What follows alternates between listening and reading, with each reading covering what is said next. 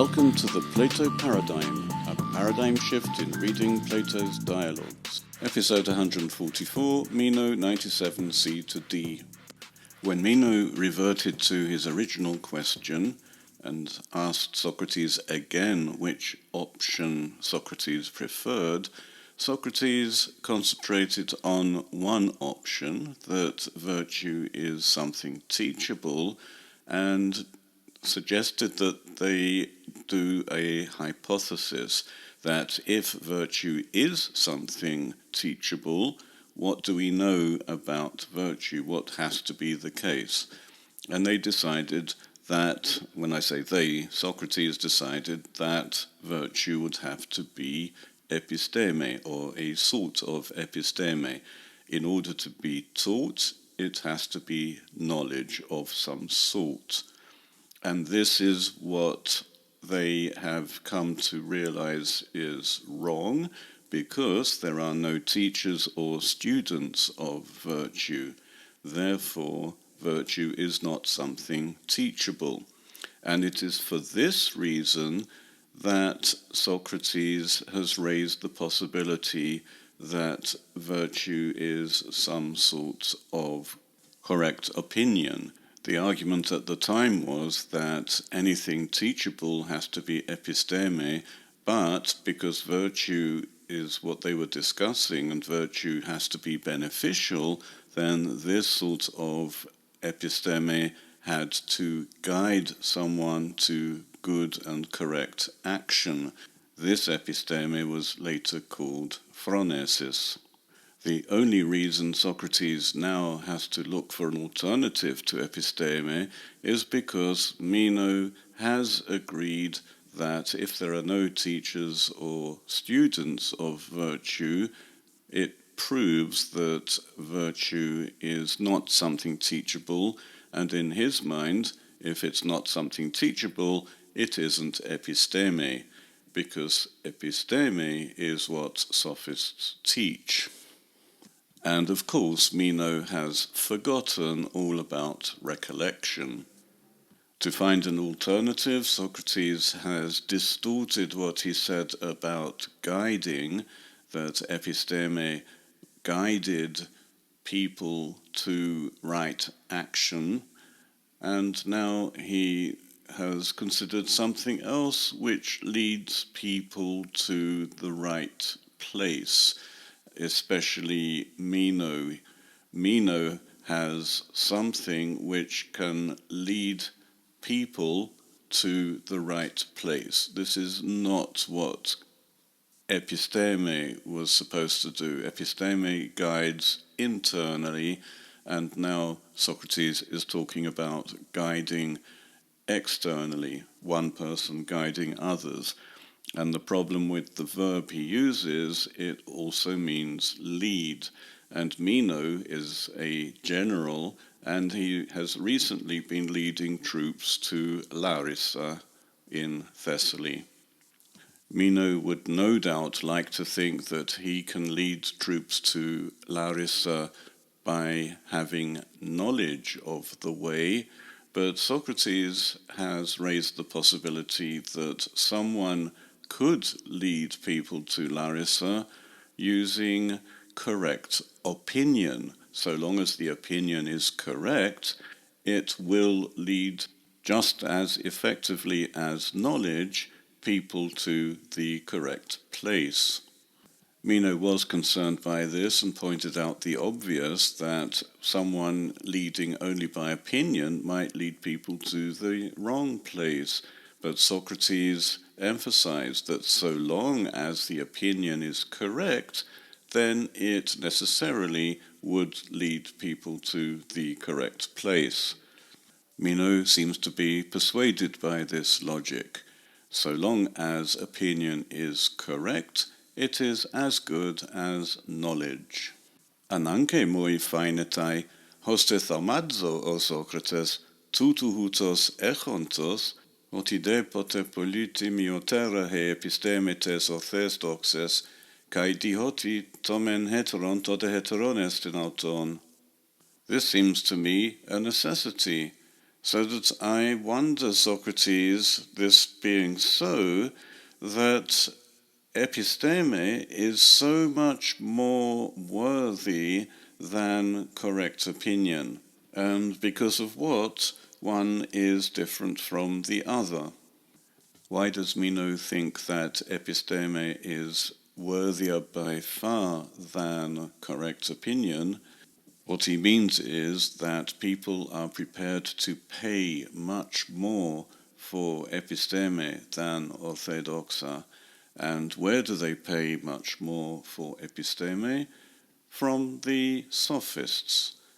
People go to the sophists not to learn opinions, but to learn knowledge. And sophists promise to teach knowledge, not opinions. There is a widespread view of opinion, and it happens to be correct, that most opinions are wrong. That's the whole point of saying correct opinion. It's the one opinion on any subject which is actually reflecting the reality of the thing. There are many opinions about where Larissa is, but only one of them is correct.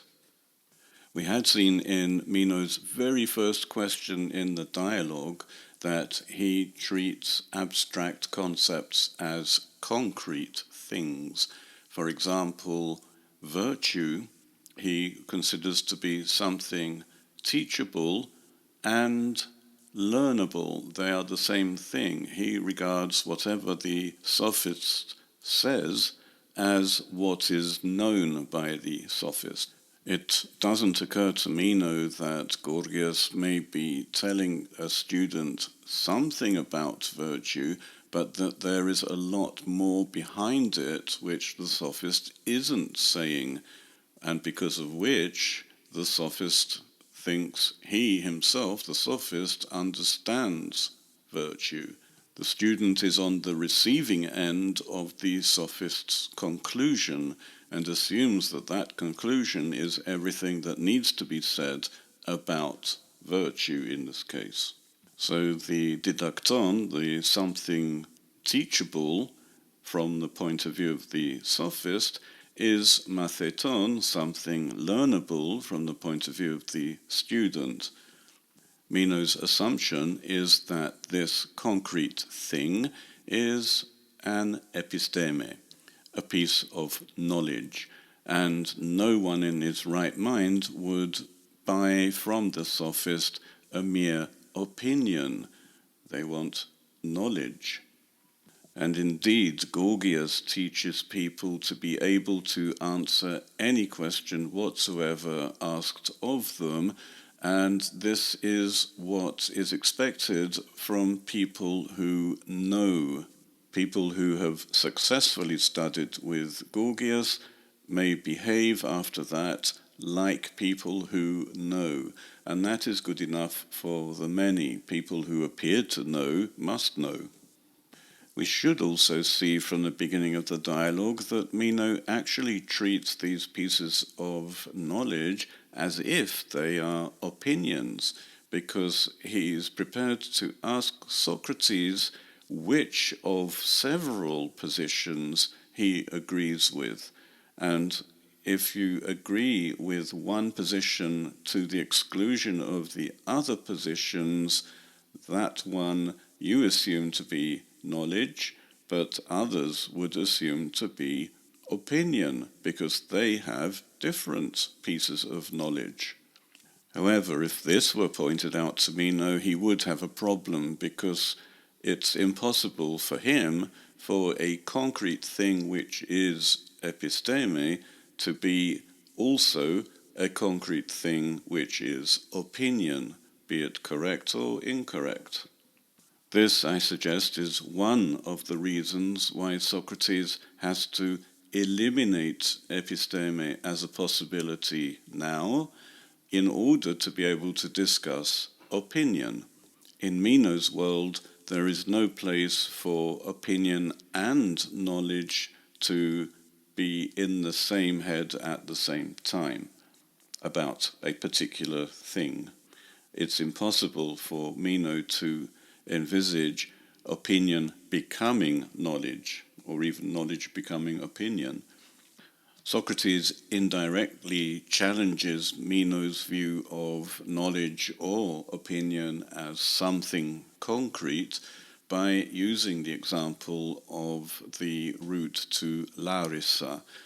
Meno, of all people, should know that he knows the route to Larissa by having gone along it, by becoming acquainted with all the landmarks along the route, the distances from one landmark to the next, and no doubt he knows where one could get lost by taking the wrong path. And in fact, he may know a few routes to Larissa. Just in case he might get lost on one route, he could take another route and still get to Larissa, because he knows them all. He's familiar with all of them.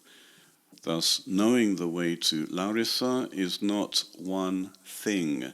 It's a series of thoughts, all connected in such a way that it is guaranteed that the one leading the others knows the way to Larissa and will arrive there.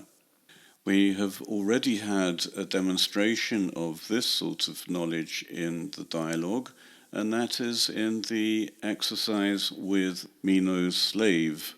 The line upon which the square double the area of the original square is to be drawn is like Larissa. How do we know upon which line to draw the square? Socrates explains to Meno after the exercise that the slave will finally understand or know which line to draw the square on by going through the whole exercise again and again until he has learnt it all. And this includes the mistakes, which lines one should not draw on. But you also learn why those are mistakes. What happens if you do try to draw the square on the 3-foot line or the 4-foot line?